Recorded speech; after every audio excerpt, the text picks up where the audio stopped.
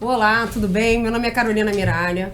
Estamos aqui num novo programa para a gente ter uma visão feminina do interesse da sociedade, ou seja, assuntos da atualidade, a qual teremos uma visão feminina. E minha parceira hoje de programa é a doutora Ana Tereza Basílio. Não tenho melhor parceira que eu posso ter neste assunto do que a doutora Ana Tereza Basílio. Uma alegria imensa de estar dividindo esse espaço com você e com o pessoal que vai nos assistir, sobre atualidade, sobre problemas da sociedade, sobre problemas gerais, sobre a visão de nós, advogadas, mulheres e advogadas, né? E o nosso programa, gente, tem um nome muito bacana. Agora é a vez delas. Então, gente, hoje é o primeiro podcast, mas muitos virão. E nós vamos aqui bater um papo com vocês sobre assuntos importantes, né, Carol? Exato. Todos os jornais, todas as redes sociais, que é o caso de uma advogada que está defendendo algumas vítimas diante de um ex-participante de um reality show, todos conhecem, e essa advogada ela está sendo atacada por estar defendendo, ou seja, foi contratada para defender essas vítimas, supostas vítimas até então. E como eu e a doutora Ana Tereza temos experiências, lamentavelmente, nessa a gente chama isso de violação de prerrogativa. A doutora Ana Tereza vai explicar um pouco o que é uma violação de prerrogativa, na verdade, o que são prerrogativas, para a gente entender o porquê que existe uma violação. Não é, doutora Ana Tereza? Com certeza, Carol. É lamentável isso que está acontecendo com a nossa colega de São Paulo. E a gente vê que os comentários e ataques a ela, Carol, são por, na verdade, desconhecimento da própria profissão do advogado e da atividade do advogado. Porque, enfim, as mulheres são alvos mais fáceis sempre. Então, a gente vê mais violação de prerrogativas de mulher. Inclusive, Carol e eu, como ela disse, já fomos vítimas de barbaridades, né, de abusos terríveis, né? Mas, no caso da colega de São Paulo, ela defende um sujeito que é popular, conhecido por conta de um reality show, e ela defendeu vítimas que acusavam essa pessoa de estupro. E começou a ser atacada de toda maneira. Chamaram ela de oportunista, de querendo tirar proveito da fama do alegado estuprador. E aí a gente precisa lembrar, sabe, Carol, uma coisa muito importante. O que é a missão do advogado? Muitas vezes as pessoas confundem o cliente com o advogado. Gente, olha só, o advogado ele defende sempre, né, Carol, a aplicação da lei àquele caso no qual ele atua. Então, gente, seja qual for o crime, estupro, pedofilia, assassinato, por pior que seja o crime, a gente atingiu o estágio civilizatório de prever na nossa Constituição o direito de defesa e o devido processo legal. Então, essa colega, ela defende vítimas de um crime e ela representa essas pessoas perante o Estado juiz. Exatamente. Que é um direito de qualquer cidadão. Agora, isso não significa que a atividade dela se confunda com a da vítima. A gente aqui não está entrando no mérito se houve o estupro, se não houve, se a vítima quer se beneficiar ou não da fama do réu. Isso não é relevante. O relevante é que a gente saiba separar as coisas. O advogado ou a advogada representam aquela pessoa para que a lei seja adequadamente aplicada ao caso dela. Exatamente. Mas isso não tem nada a ver com o que a vítima eventualmente inventa ou não inventa. O advogado representa os direitos daquela pessoa. E a gente precisa lembrar uma coisa, ninguém está livre de ser vítima, né, Carol? De uma falsa acusação, ou de ter um parente, um filho, um amigo vítima de uma falsa acusação. Exato. E aí terá que ter um advogado ou uma advogada para fazer com que a lei se aplique adequadamente àquele caso. Então, a gente, antes de atacar um colega advogado, a gente tem que pensar que todo e qualquer cidadão, toda e qualquer pessoa precisa ter a garantia de poder se defender e de ter um processo justo se porventura for acusada. Então, a gente não pode confundir a posição do cliente com a posição do advogado que representa o cliente. E aí, Carol, tem uma situação muito curiosa, que é a seguinte: eu costumo falar sobre isso na entrega de carteiras da OAB, né? Gente, alguém critica o dentista de um traficante? Não? Alguém critica o médico que tirou a bala de dentro de um assassino? Não. Não, porque todo mundo compreende que, a despeito do sujeito ser assassino ou não, ele tem direito a um tratamento de saúde e o médico não comete nada demais a não ser o exercício da sua importante profissão, operando ou atendendo o paciente, ainda que ele seja um criminoso condenado.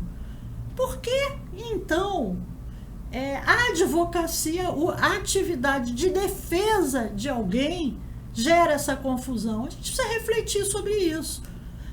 E lembrar que não existe um Estado democrático de direito sem o advogado. E a Carol falou de prerrogativas. Sim, os advogados, eles têm prerrogativas para poder bem desempenhar sua missão. E aí tem algumas garantias legais. Mas também não são garantias e nem privilégios dos advogados. Exatamente. São garantias e privilégios da população, da sociedade. Para a sociedade ser defendida com a liberdade e adequação, é preciso que o advogado tenha algumas proteções. Então, a proteção, ao fim e ao cabo, é do direito de defesa. E a gente precisa ter muito respeito, né, Carol, pelo direito de defesa, pelo devido processo legal. Você lembra, Carol, daquele episódio lamentável, né, daquela escola base de São Paulo? Claro que os professores, você lembra, foram acusados de pedofilia. Sim. E aí depredaram a escola, destruíram. Acabou com a vida das pessoas ali que eram envolvidas naquela escola, né, que viviam. E a gente não tem o domínio de todo um processo pra gente, porque, entenda, um processo é complexo, tem ambas as partes. As partes tem a defesa, a gente tem o contraditório. Então, isso é importante para a gente. Você vê como é complexo para o juiz extrair alguma informação de equilíbrio para ambas as partes. Imagina a gente vendo apenas detalhes de reportagem, que, não criticando aqui os profissionais de reportagem, inclusive entendo a extrema necessidade deles na sociedade. E estamos aqui, inclusive, ajudando, auxiliando nessa informação. Né, Ana? Mas a gente também tem que olhar que a gente não tem todos os elementos que a gente possa julgar. E aí entra um papel que a imprensa precisa ter muita responsabilidade para exercer, né, Carol? Sim. Porque a imprensa pode pré-condenar. Exatamente. Como aconteceu nesse caso que a gente mencionou da Escola Base de São Paulo, a imprensa pode pré-condenar, evidentemente sem ter feito a apuração adequada que se faz num processo com direito de defesa, e muitas vezes pode se destruir a vida. Vidas, patrimônios, famílias, com imputações que depois se mostram equivocadas. E isso acontece com muita frequência, gente. Não é um caso ou outro, não. São muitos, né, Carol? Não, exatamente. Essa análise tem que ser uma análise bem cuidadosa. Claro que a opinião, todo mundo tem direito a ter opinião, evidente. Mas a gente sempre pede cautela. Trazendo aqui para o advogado, é importante também a gente entender que o advogado, ele defende realmente, como a Ana falou, a sociedade. Eu sempre fico pensando num efeito cascata. Vamos lá, vamos punir o advogado que defende alguém. E quem vai defender esse alguém? O advogado. Se o advogado foi retirado do complexo da defesa, né? Então ele perdeu a capacidade de defesa. Quem vai defender o advogado e a parte que o advogado estava defendendo? Perde-se a capacidade de diálogo com o Estado. No caso, com um processo que é triangular, né? A gente tem o acusado, a gente tem a figura do juiz, ou no caso de um delegado, e temos a outra parte também acusatória, né? Réu, enfim, autor, querelado, querelante, ok. Mas não podemos colocar isso tudo num pacotinho único, porque a gente tem papéis a serem representados muito bem dentro da sociedade, Ana. E temos que respeitar cada um desses papéis. E deixar realmente que a justiça consiga extrair das informações que estão contidas num processo ou num inquérito o livre convencimento. E eu digo para vocês aqui, eu e a Carol especialmente, tivemos experiências diferentes, mas traumáticas. Eu fui acusada por um determinado juiz que hoje está afastado do Poder Judiciário por constatadas irregularidades em vários casos. Exato. Mas eu fui acusada, junto com mais de 20 colegas, de ter cobrado honorários e recebido sem trabalhar. E a situação era desesperadora, porque eu tinha trabalhado durante 5 anos em cerca de 50 incidentes, todos em processos públicos, que estão no computador do foro, é só abrir. E o Ministério Público, na época federal, o chamado Lava Jato do Rio, né, me incluiu num grupo que o Cristiano Zanin, na época advogado do Lula, que a gente acredita que eles queriam que seria o alvo central, né? E hoje é ministro do STF. Pois é. Não é? É a roda. É a roda da vida. Da vida. Mas me acusaram de receber honorários sem trabalhar num caso, gente, que eu trabalhei como uma desgraçada. E com os processos públicos, todos eles, com petição minha atrás de petição minha. E era desesperador, porque eu estive no Ministério Público, fui lá, conversei com o procurador El Rágio, falei: doutor, olha só, eu estou trazendo um pendrive aqui para o senhor do meu trabalho realizado nesse caso. Inclusive, se eu imprimisse, a sua sala seria pequena para caber todas as petições que eu fiz em 5 anos. Meu trabalho. Apresentei para ele um laudo de auditoria sobre o meu trabalho e tudo redondamente ignorado, absolutamente ignorado.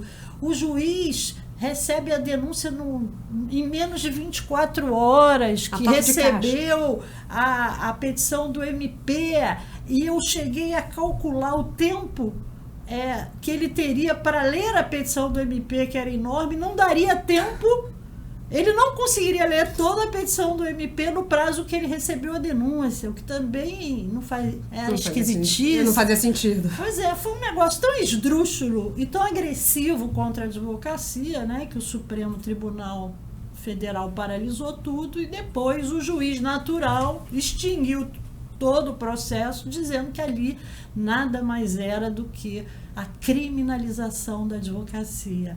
Mas foi muito importante, Carol, para mim, sentir na pele, ainda mais eu que atuo na OAB como vice-presidente, sentir na pele como é, assim, desesperador você não ter acesso aos seus direitos básicos e você simplesmente não ser ouvido e ser ignorado pelo magistrado, pelo Ministério Público. É uma sensação terrível. E a gente começa a valorizar mais a advocacia, porque a advocacia é que é a salvação nessas situações, e foi a minha, foi a OAB, com apoio do nosso presidente Luciano Bandeira, e também a advocacia, os advogados que atuaram, os queridos advogados que me auxiliaram com muito carinho, porque a situação que a gente sente é de absoluto desespero e solidão, porque você não é ouvido, é uma sensação horrorosa. Então, eu já era e agora sou muito mais uma intransigente defensora do direito de defesa, do devido processo legal, das garantias constitucionais e principalmente, gente, do exercício regular e ético da advocacia. E você também teve uma experiência pavorosa antes da minha, né, Carol? E que você me ajudou muito, mesmo sem saber que, infelizmente ou felizmente, era um preparo para o que vinha em cima para o caso da Ana. A gente jamais acha que vai passar por determinadas coisas. Estava atuando num caso, eu fui contratada, entenda, eu não tomo partido particular. Era uma causa civil. É uma causa civil. E essa causa precisou de uma notícia, crime. Eu, então, acompanhei a cliente, na época, minha sócia, e fomos nós que fizemos a notícia crime. Até que por uma arapuca, se a gente pode dizer assim, eu fui chamada à delegacia novamente, pedindo para levar a documentação. Chego lá e tenho voz de prisão, dizendo que havia um documento falso que a cliente tinha apresentado, mesmo eu com os atos, minha procuração, meu contrato dizendo que ela se responsabilizava pela documentação apresentada, enfim, tudo que a gente já tinha demonstrado. Eu, infelizmente, acabo passando 21 horas na Polinter e depois quase 2 dias na penitenciária em Benfica. E ainda foi exposta no Fantástico. 13 minutos num programa de alta repercussão. Eu tenho filhos, eu tenho família, eu sou uma pessoa comum como qualquer outra e trabalhando devidamente, constituída devidamente. Então fui exposta em rede nacional, G1, isso para a área internacional. Isso acabou comigo naquele momento e eu lembro como se fosse hoje, um momento até que me emociona, que eu já tinha um advogado, mas a pressão desses fatores negativos são muito fortes, né? Porque algumas pessoas acabam se utilizando as armaduras do Estado para fazer aquilo que quer, que pretende. Não são todos, eu defendo isso. Mas existem atrocidades como essa. E aí eu lembro no dia da audiência de custódia, que eu falei, eu vejo a ordem dos advogados chegar. E isso, todos sabem, essa parte me emociona muito, que eu falei assim, a ordem chegou. E eu lembro eu segurando as grades da cela, eu falo assim, me tirem daqui, a minha sanidade está no fim. E a ordem, com sua equipe, falou, você vai sair daqui. E foi aquilo que eu me apeguei. E na hora que entrei na audiência de custódia, não cabia a sala tantos advogados. Isso é um momento que eu posso assim, é como se o seu filho falasse assim, o meu super-herói chegou. Naquele momento, a ordem era o meu super-herói. E você teve a solidariedade, inclusive, do Conselho Federal da Ordem. Exatamente. Que fez um desagravo lá nacional para você e para sua Eu fui muito acolhida. Fomos para Brasília. O presidente, então, o Felipe Santa Cruz, nos recebeu, e todo o Conselho Federal nos recebeu tão bem, tão bem. Naquele momento eu entendi, também através do nosso presidente Luciano Bandeira, da doutora Ana Tereza Basílio, naquele momento eu entendi a força da Ordem dos Advogados, da instituição. Ela é uma instituição constitucional, ela é uma instituição com uma força imensa. E realmente a ideia de juntos sermos mais fortes, ela existe, ela está contida na ordem. Daquele momento em diante, eu entendi mais do que nunca o quanto a importância da instituição. E é isso que eu sempre tento passar. Me sinto, fui chamada... Carol, e agora o delegado que te atacou, é importante dizer isso, ele está preso. É verdade. Porque foi constatado que ele praticava uma série de crimes. Não então, só isso. A gente pode dizer aqui que nós fomos atacadas, fomos atendidas pela ordem. No meu caso, foi o presidente Luciano Bandeira e a OAB Federal também. Inclusive, a medida que gerou a anulação disso tudo foi uma medida de 5 OABs juntas, porque tinham advogados de várias seccionais, mas que eu tive, embora não tenha tido o apoio de todos os diretores da OAB-RJ, o presidente Luciano foi firme no apoio que deu a mim. Mas o que a gente está dizendo aqui, o importante é a gente saber o seguinte: olha, qualquer pessoa, advogado ou não, pode ser vítima de uma arbitrariedade. E aí, nessa hora, a gente tem que contar com a advocacia e com os instrumentos da advocacia. E eu vou dizer uma coisa para vocês aqui, para a minha querida amiga Carol. Depois desse episódio que eu sofri, que vi ela sofrer, cada vez eu acredito mais nas nossas instituições. Exato. Porque vejam vocês, Carol foi presa por um delegado hoje preso.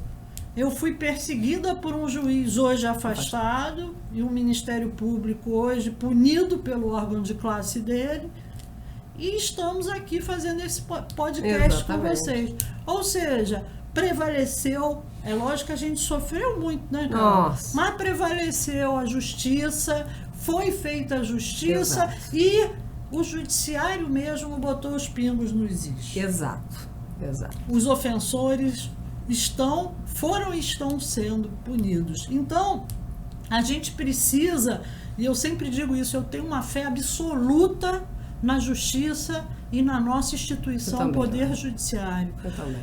A gente pode sofrer e ver absurdos e ter decisões que a gente discorda, mas o sistema que é recursal, que prevê camadas de instância, ele acaba funcionando muito bem.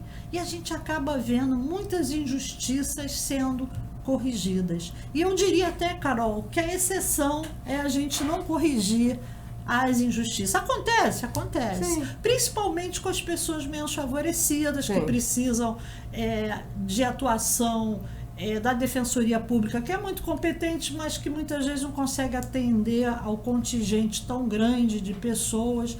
Mas eu acho que o índice de desenvolvimento de qualquer país tem que ser medido pelo índice de justiça que lá acontece. Nós temos muita injustiça aqui, mas o nosso sistema funciona. Pode funcionar melhor? Deve, mas funciona. Mas com a justiça é bem melhor. Toda e qualquer forma buscada na justiça, acredite, é o passo melhor para uma questão civilizatória, realmente. Quanto melhor a busca na justiça, a melhor atuação da justiça, isso tudo é um momento de cooperação da sociedade com a justiça. E isso funciona realmente, e é por isso que a gente cada vez mais desenvolve as condições de uma sociedade mais justa. Pode ser que ainda faltem muitos passos para isso, mas um de cada vez a gente chega lá. E eu diria também, assim, resumindo esse bate-papo aqui, que a colega lá de São Paulo tenha paciência e que as pessoas compreendam melhor a atividade sagrada que ela está exercendo. Ela está defendendo vítimas. Mas eu acho que não é vítima. Sim, mas o direito de defesa tem que ser provado no processo. Exato. A colega está fazendo o trabalho dela e deve ser respeitada no exercício da sua profissão, né, Carol? Perfeito. Olha, esse acréscimo sensacional que a doutora Ana colocou. Somos solidários com a doutora em São Paulo. O que precisar, a Ordem do Rio de Janeiro, tenho certeza que estará à disposição. A doutora Ana Tereza, eu, Carolina, Miralha, estamos sempre à disposição. E força, eu acredito que a sociedade vai entender que é apenas o trabalho. É pelo trabalho, é para o trabalho que a gente está aqui. Então a gente agradece. Por um valioso trabalho. Valiosíssimo, um diamante. Mas a gente agradece muito a participação de todos por ter assistido o vídeo até aqui. E conte com as próximas, teremos outros assuntos aqui que serão da atualidade também. O que não é assunto na nossa sociedade, né, Ana? É isso aí, Carol. Então eu agradeço a todos e uma boa tarde, bom dia ou boa noite, dependendo do horário que vocês vão assistir as nossas reportagens e entrevistas aqui. Um abraço, tchau, tchau. Um abraço, gente. Obrigada. Tchau.